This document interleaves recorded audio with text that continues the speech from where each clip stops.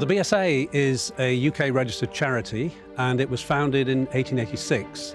It was the fourth of the foreign schools and institutes to be founded in Athens, the first being the French school in 1846. The purpose of the BSA is to conduct, facilitate and promote research, and it does that across all arts and humanities and social sciences disciplines, specifically obviously in relation to Greece and its wider region.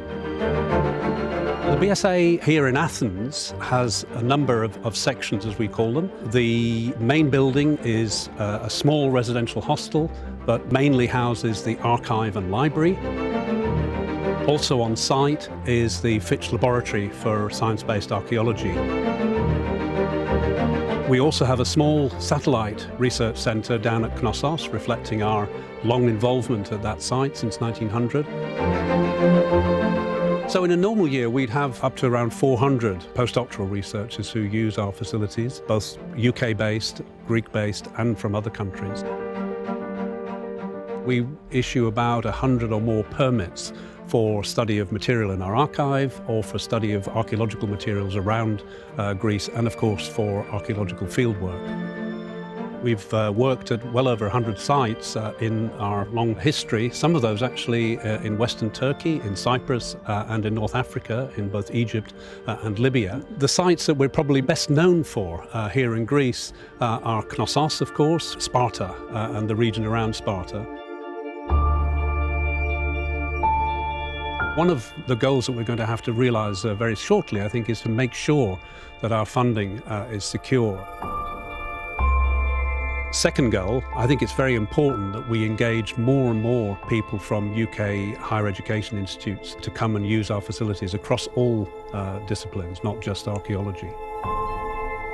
In a normal year, we run a seminar series, which we call the Upper House Seminar. The topics for those range across all of our areas of interest, so archaeology, ancient history, but also anthropology, contemporary Greek politics, etc.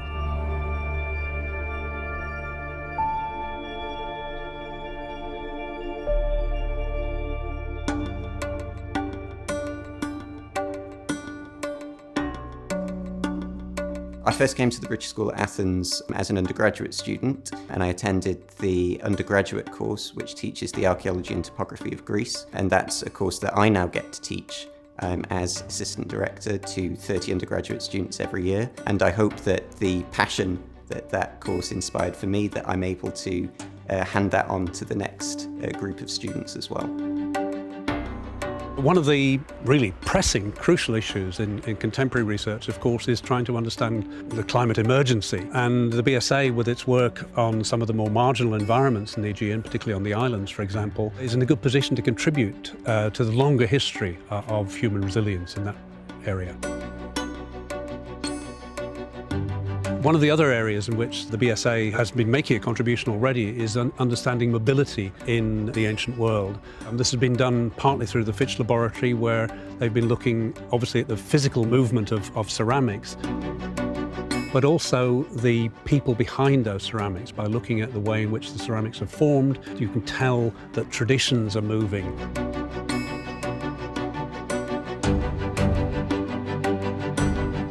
I think there are probably three words that I'd use to describe the philosophy of the BSA. Tradition is one, an obvious one, because we've been in existence for 135 years now. But the other word that I'd couple with that is innovation. And then the third word would be partnership. The vast amount of the work that we do is done in partnership with Greek institutions, with British institutions, and with institutions around the world. I think the BSA, like the other foreign schools and institutes, make an enormous contribution to the cultural and academic life, not just of Athens, but of the entirety of Greece.